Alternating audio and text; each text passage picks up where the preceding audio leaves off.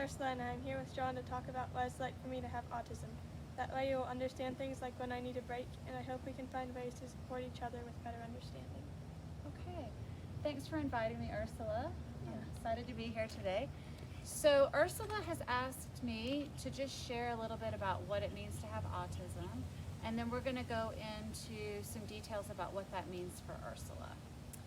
So the first thing I want to say is just that autism is different for every single person who's on the spectrum, but there are some common things, and I want to kind of break those down.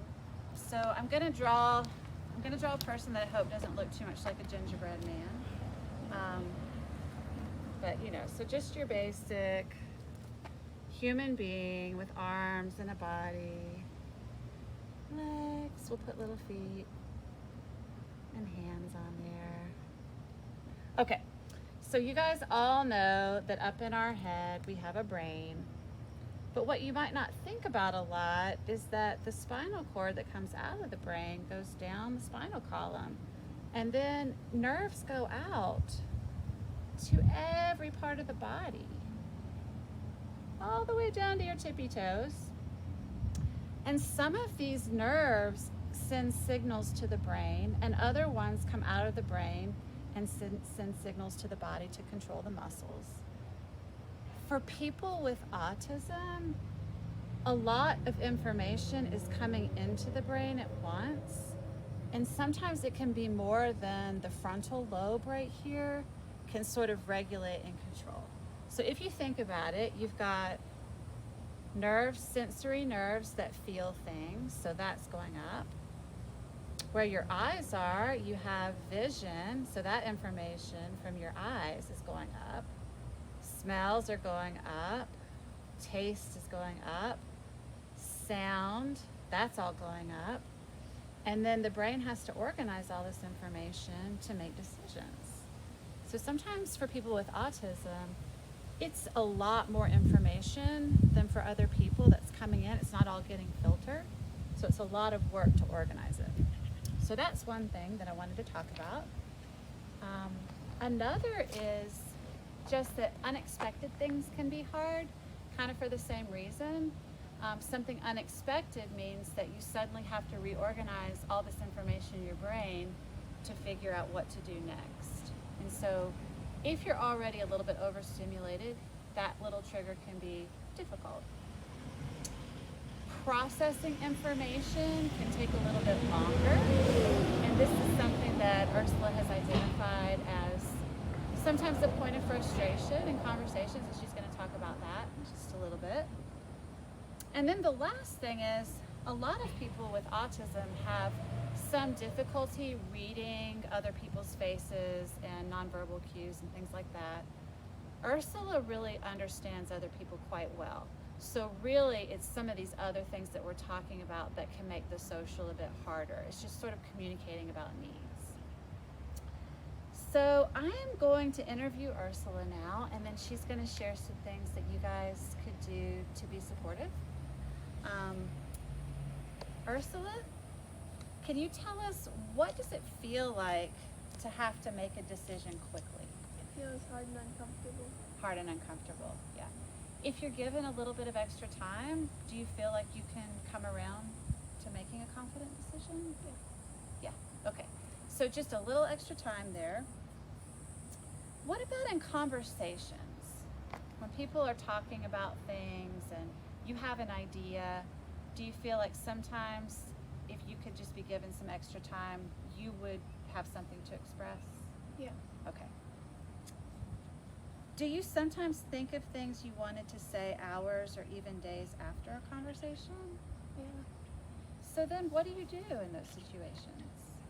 I kind of like go in with like remember when or something, like so they know what I'm talking about. Like can like tell what I mean. Like it's more easy for them to know what I'm trying to talk about. Does it help if you know that your friends sort of expect you might have something to say later about things? Yeah. Yeah, it's like I might bring things up after the fact. Yeah. Yeah. Okay. When you need a break, does it help for people to know that you're really still there for them as a friend? Yes, it does. Okay. So can you tell me, when you need a break, what are you actually doing for yourself? Like, what is your body saying you need, and what are you doing to help yourself when you take a break? It's telling me that I need to take a little time to like calm down and kind of like reset, and then I can kind of like come back feeling a little bit better. Yeah, it's just like a reset. It's like hitting the reset button. You'll get right back into things. Okay. So now Ursula is going to share things that friends can do to be supportive. So I'm going to turn this over to Ursula. So a friend might say that we are thinking of going for a walk or something, and do you need a break before we change up what we're doing?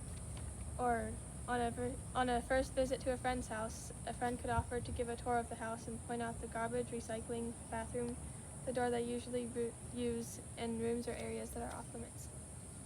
It is helpful if people can give me extra time to make decisions, answer questions, or think of a response in a conversation.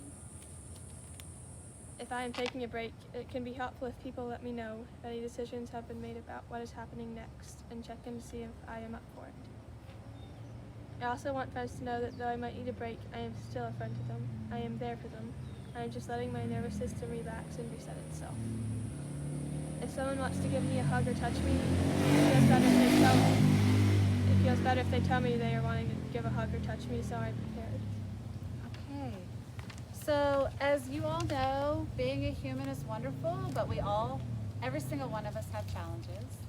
So we're hoping that by sharing some of Ursula's challenges, it'll open up a discussion where you can maybe tell Ursula what some of yours are. And also, Ursula, you're comfortable with questions, am I right? Yeah. Yeah.